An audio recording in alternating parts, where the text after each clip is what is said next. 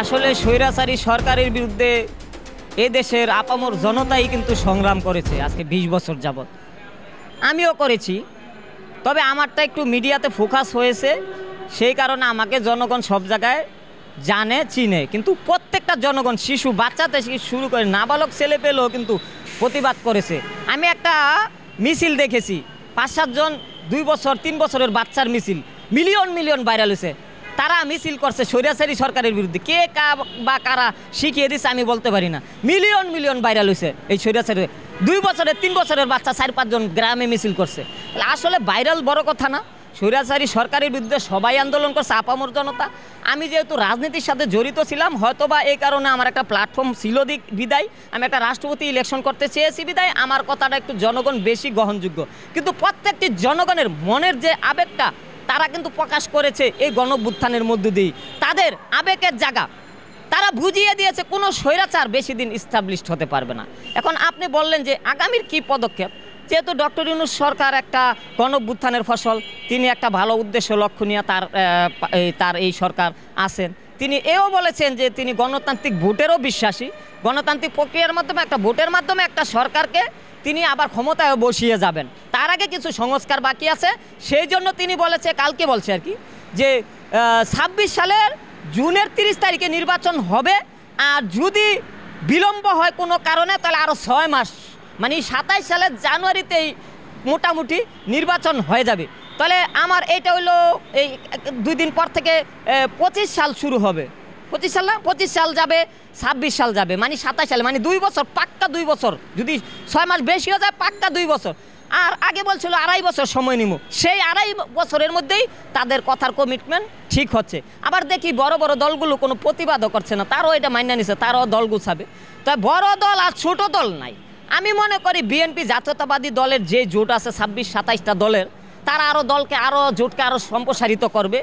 আবার বিভিন্ন অন্য রাজনৈতিক দলগুলো, নিবন্ধিত অনিবন্ধিত রাজনীতিগুলো, তারাও একটা মোর্চা গঠনের, বামপন্থীরও একটা মোর্চা আছে, ইসলামী দলগুলো 2-1টা মোর্চা আছে, এবং নতুন মোর্চা হওয়ারও একটা সম্ভাবনা আছে। কারণ কি, বিরোধী দল না থাকলে বাঘে সিংহে লড়াই হয় কিভাবে? বিএনপিও চাচ্ছে যে একটা মোর্চা গঠিত হোক, সব দল মিলে একটা মোর্চা হলে কী হইব, একটা সংগঠিত শক্তির সাথে বিএনপি যদি ফাইট করে, বাঘে সিংহে লড়াই হয়, ভোটটা গ্রহণযোগ্য হবে। আর না হইলে তো ভোট ক্যান্ডেল ভোটার পাবে না, ওই আওয়ামী লীগ সরকারের মতন। আর একটা ফেয়ার অ্যান্ড ওই ক্রেডিটেবল নির্বাচন একটা বলছে না, ওইটা আর পাবে না। আর ভোট ডাকাতির নির্বাচন এবার আর হবে না। কিন্তু যদি জনগণ ভোট দিতেই না যায়, ভোট ডাকাতি নির্বাচন আর ভোট সুস্থ নির্বাচন এইবা কি আসে যায়? তো এখন আবার আজকে দেখলাম ওই সার্জিস আলম এবং দুইজন আসছিল, তারও কেমন একটা দেশের জনগণকে নিয়ে একটা আশা দিতেছে, জনগণের পক্ষে আছে। আমরাও দরকার হলে ছাত্র জনতাই তো আমরা, হ্যাঁ, বিএনপিও কিন্তু ছাত্র জনতাই, সবাই আমরা ছাত্র জনতা। এর মধ্যে দুষ্কৃতিকারী ষড়যন্ত্রকারী ঢুকবেই।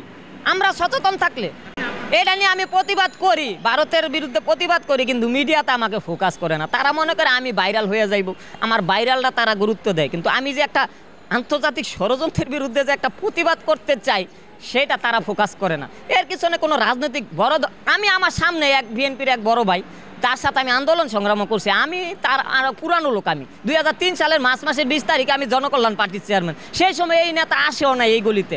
কত নেতা আইলো, কত দল হইলো, কত দল গেলো, কত দল নিবন্ধন হইলো, আবার বাতিল হয়ে গেল গা। আমি সেই খাইরুল হয়ে গেছি, জনকল্যাণ পার্টি আর নিবন্ধিত হয় না। আর আরেকটা হইলো যে ওই বিএনপির নেতা বইলা দেয় গোপনে, ফাঁকে ফোঁকে, পাতি নেতা আছে না কিছু, বইলা দেয় আমার মিডিয়াতে যাতে না দেখায়। তাহলে এখন এই কারণে ভারতের বিরুদ্ধে যে আমি একটা স্বৈরাচারের সমর্থক, ভারতের বিরুদ্ধে যে আন্তর্জাতিক ষড়যন্ত্র তারা আমাদের বিরুদ্ধে করতেছে, আমি এই প্রতিবাদ করি, এটা জনগণের কাছে পৌঁছে না। আসলে তারা তো মিথ্যাচার করবেই, তারা আন্তর্জাতিক, তারা চায় কি আমাদের দেশটাকে তাদের অধীনস্থ করার। অসম্ভব। আমরা পাকিস্তানের দালালি করি নাই, ভারতের দালালি করি নাই, আমরা আমেরিকারও দালালি করি না। আমরা স্বাধীন রাষ্ট্র, স্বাধীনভাবে বাঁচতে চাই। কোনো আন্তর্জাতিক বিশ্ব থেকে কোনো চাপ অথবা কোনো ষড়যন্ত্র আমাদের দেশে টিকবে না। আমাদের দেশের জনগণ সচেতন। আমরা প্রত্যেকটা সৈনিক কিন্তু এখন স্কুলে কলেজে সামরিক ট্রেনিং নেওয়ার জন্য প্রস্তুত হয়ে গেছি। যদি দেখি ভারত আমাদের বিরুদ্ধে, তখন প্রত্যেকটা যেমন মুক্তিযুদ্ধের সময় মুক্তিযোদ্ধাকে ট্রেনিং দিচ্ছে 1 মাস, আমরা মাত্র 1 মাস ট্রেনিং দিব স্কুল কলেজের ছাত্রদের। 1 মাসের ট্রেনিংয়ের মাধ্যমে যোদ্ধা তৈরি হবে। এই যুদ্ধ আমরা ভারত পুরাটা দখল করব। আর ভারতে 40 কোটি মুসলমান, আর বাংলাদেশে 20 কোটি জনগণ, 40 কোটি মুসলমান আমাদের সাথে থাকবে। ভারত 6 খণ্ড হয়ে যাবে। আর তবে ভারতের মোদি উনি একজন বিজ্ঞ এবং প্রাজ্ঞ নেতা, কারণ কি তিনি একজন মুদি দোকানদারের সন্তান হইয়া তিনি ওই দেশের রাজা হয়েছেন, তার অনেক অভিজ্ঞতা। তিনি আমাদের বিরুদ্ধে ষড়যন্ত্র সেরকম করবে ওইরকম না, পুরো ভারতবর্ষ আমাদের বিরুদ্ধে ষড়যন্ত্র করে। মোদি যদি তার সুদবুদ্ধি উদয় হয় এইসব ষড়যন্ত্র যাতে না করে তার দেশের জনগণকে বুঝায়, আর না হইলে তো নিজেদের ভিতরে ভারত পাকিস্তান আর যাই বলেন পার্শ্ববর্তী রাষ্ট্র প্রতিবেশী হইতে পারে, তারা রাজনৈতিক শত্রু। বাচাল সাংবাদিকরা এই ষড়যন্ত্রগুলো করে, ভারতের বাচাল সাংবাদিক এবং বাচাল কিছু নেতারাই উচ্ছৃঙ্খল, তারা ভারতের রাজনীতিকে কলুষিত করতে চায় আর আমার বাংলাদেশের রাজনীতির ভিতরে তারা প্রভাব বিস্তার করতে চায়। এই কারণে মোদি মমতা ব্যানার্জিকে আমি হুঁশিয়ারি করে বলি, আপনারা মুরব্বী মানুষ, আপনাদের প্রতি আমাদের জ্বালা পোড়া নাই, কিন্তু আপনি যদি এই ব্যাপারে সচেতন না হন, একটা সংঘাতের সৃষ্টি হয়, যুদ্ধের সম্ভাবনা দেখা দেয়, তখন আপনি দায়ী হয়ে যাবেন। আর বাংলাদেশের আলেম ওলামা বলে দিছে যে হুদাহুদি আমরা ভারতের সাথে যুদ্ধ করব না, যদি ভবিষ্যতে আবার করে ষড়যন্ত্র তাহলে যুদ্ধ করবো, আগেই যুদ্ধের ঘোষণা আলেম ওলামা দেয় নাই। সব দেশেই কিছু অবৈধ ভারতের বাচাল সাংবাদিক আছে, তাহলে ভারতের বাচাল সাংবাদিকগুলো তার দেশ নিয়ে ষড়যন্ত্র করে, তারা দেশপ্রেমিক না। তাহলে তারা দেশপ্রেমিক না, তারা যে কোনো দেশে যে কোনো জায়গায় তারা ষড়যন্ত্র চক্রান্ত আমাদের দেশ নিয়ে আমাদের দেশ নিয়ে করবে, এটা স্বাভাবিক। কিছু ভালো মন্দ থাকে পৃথিবীর ভিতরে। আর আরেকটা কথা বলি, বিএনপিকে উদ্দেশ্য করে একটা কথা বলি, যে আপনারা যেহেতু মেনে নিয়েছেন যে নির্বাচনের যে ঘোষণা কোনো দেখতেছি না, মনে হয় আপনারা মেনে নিয়েছেন, ঠিক আছে, আপনারাও দল গুছান, আপনারা জাতীয়তাবাদী জোট মনে করেন, হয় রয়্যাল বেঙ্গল টাইগার না হইলে মনে করেন ওই লায়ন, একটা হবেন। আর আরেকটা যারা বিরোধী দলে থাকবে, হোক বাম অথবা বাম ডানের মিশ্রণে হোক, অথবা ডান হোক, অথবা গণতান্ত্রিক হোক, অথবা সমাজতান্ত্রিক হোক, অথবা জাতীয় জোট হোক, হ্যাঁ একটা বিরোধী দল তো অবশ্যই আছে, অথবা জাতীয় পার্টি হোক বিরোধী দল, অথবা বিপিনুরই হোক, একটা বিরোধী দল তো অবশ্যই। ফেয়ার অ্যান্ড ক্রেডিবল নির্বাচন করতে হলে ওই বিরোধী দল ছাড়া তো আর জনগণ ভোট দিবে কাকে? কিছু তো বিরোধী দলও যাবে, কিছু আপনাদের পক্ষে যাবে, এমনকি বিরোধী দলও পাস করতে পারে, এটার গ্যারান্টি হয়েছে। কালকে তারেক রহমান সুন্দর একটা কথা বলছে যে আমরা হতাশা হই না বিএনপি, কিন্তু যে আমরাই যে জিতে যাব তার গ্যারান্টি নাই, কারণ নির্বাচন ফেয়ার এবং সুস্থ করার জন্য আমরা বিএনপি থেকে উদ্যোগ নিব এবং বিরোধী দলই যারা তারাও উদ্যোগ নিবে যাতে নির্বাচন সুস্থ, তাহলে একটা বাঘে সিংহে লড়াই হবে, তাহলে একটা মানুষের কাছে গ্রহণযোগ্য নির্বাচন হবে। আমরা এই যে বিজয়, বিএনপি যে বিজয় হয়ে যাচ্ছে এরকম তারেক রহমান মনে করে না। তারেক রহমান করে বিএনপি হাইরেও যাইতে পারে, হার জিতের খেলা আছে। আর আমি মনে করি ব্যক্তিগতভাবে রাজনীতি, আমার জনকল্যাণ পার্টির চেয়ারম্যান, আমার দলীয় এবং আমার ব্যক্তিগতভাবে মনে করি অবশ্যই বিরোধী দল থাকবে।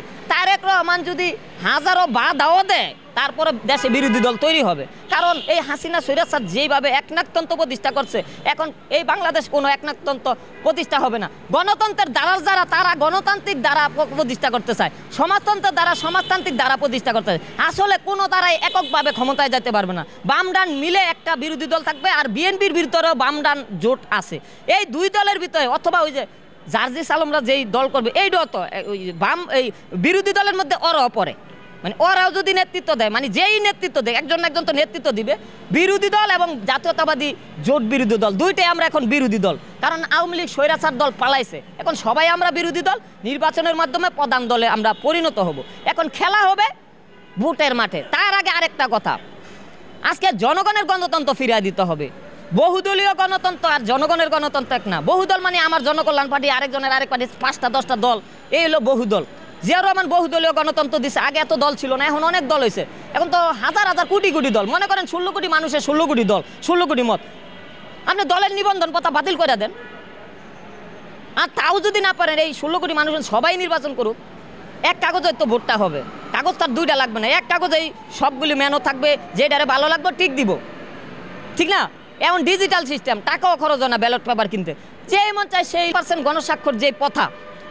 এই যে নির্বাচন কমিশনার 1% গণস্বাক্ষর যেই কথা যেই যুক্ত করা হয়েছে নির্বাচন কমিশনের সংসদ নির্বাচনে, এইটা যদি বাতিল না করে তাহলে নির্বাচন ফেয়ার এবং ক্রেডিটেবল হবে না।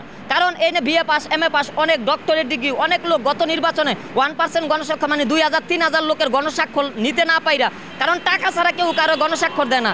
আর গণস্বাক্ষর দিলে ভয় পায় যে আজকে গণস্বাক্ষর দিব, কালকে আবার আওয়ামী লীগ দৌড়া নেওয়া যায় কিনা, ওই বড় দল দৌড়া দেওয়া যায় কিনা, এই কারণে কেউ এই গণস্বাক্ষর কথা বাতিল না করা পর্যন্ত নির্বাচন কমিশনার অথবা নির্বাচনে যারা ওই যে কমিশন গঠনে যারা উপদেষ্টা ওই যে মজুমদার সাহেব, তাদের ওই নির্বাচনী সংস্কার হয় নাই।